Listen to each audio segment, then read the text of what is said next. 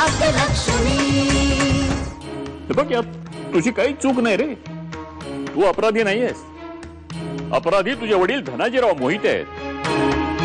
सगळं वैभव हे साम्राज्य सगळं सुदामा दादांचं तर आहे।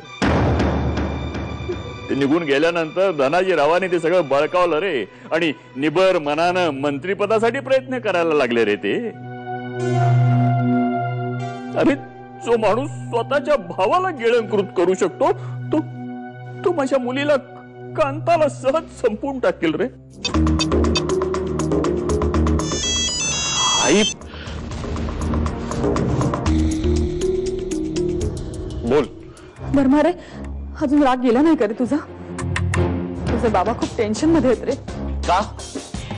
त्यांच्या हातातलं एक हुकमी प्यादं कायमचं गेलं म्हणून टेन्शन आलंय का धनाजीरावांना? माझ्या प्रेमाचा काळा गोठलाय तुम्ही।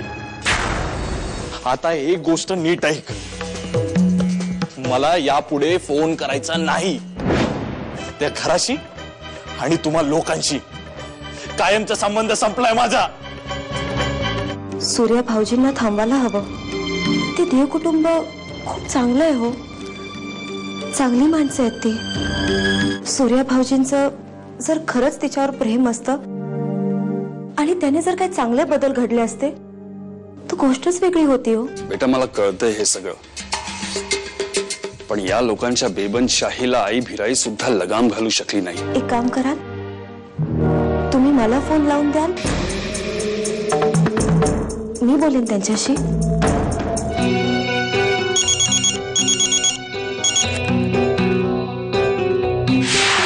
हॅलो, श्रीकांत देव बोलतोय। मी काशी मोहितांची सून।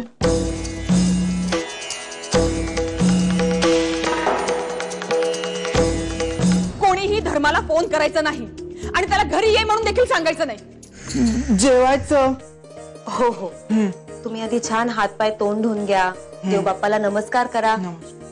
तोपर्यंत मी गरमागरम तुमच्याकरता जेवण करते। अरे तो किसना बाप्पाजींकडे काम करत होता ना, तो सांगत होता काय धर्म आणि बाप्पाजी दोघं बी रातभर काहीतरी खलबत करत होते। अरे बापरो, हा पोरगा धनाजीरावांची पार्टी सोडून बाप्पाजींच्या पार्टीत जातोय की काय? मी आता जाते त्या बाप्पाजीच्या घरी आणि कान धरून धर्माला घेऊन येते। माझं कसं ऐकत नाही तेच बघते मी आज। कामिनी, हाच तुझा स्वभाव एखाद दिवशी घात करणार आहे तुझा। हे बघ, मनात आलेली प्रत्येक गोष्ट बोलायची नसते, ती मनात ठेवायची असते आणि वेळ आली की मग फळा काढायचा।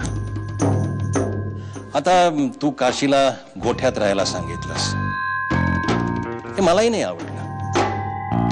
त्यामुळे घरातल्या लोकांना तिच्याबद्दल आपसुक सहानुभूती वाटायला लागली। तुला ती आवडत नाही ना? अगं पण मग वरवर का होईना गोड बोल ना तिच्याशी। छान हसत गोड गोड बोलून सुद्धा एखाद्याचा काटा काढता येतो। मी एक सांगितलं तर ऐकशील का? पटण्यासारखं असेल तर ऐकेन। आपण सरिताला 8 दिवस गीताच्या माहेरी पुण्याला पाठवूया, म्हणजे त्यांना पळवायचं असलं तरी कसे पळवतील ते?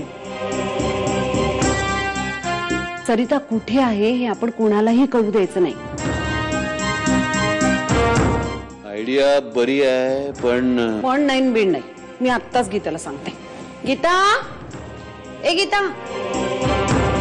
अरे देवा, कुठे गेली असेल ही मुलगी? आणि मला सांगितलं नाही, तुला सांगितलं नाही, न सांगता कुठे गेली असेल?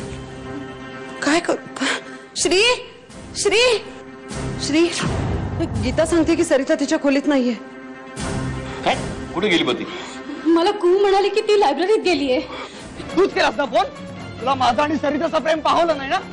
कोणी सांगितलं तुला हा चोंबडेपणा करायला? का फोन करून सांगितलं तुझ्या बापाला? आता तू संपलीस, आज तुला संपूनच शकतो। सोडणार नाही तुला।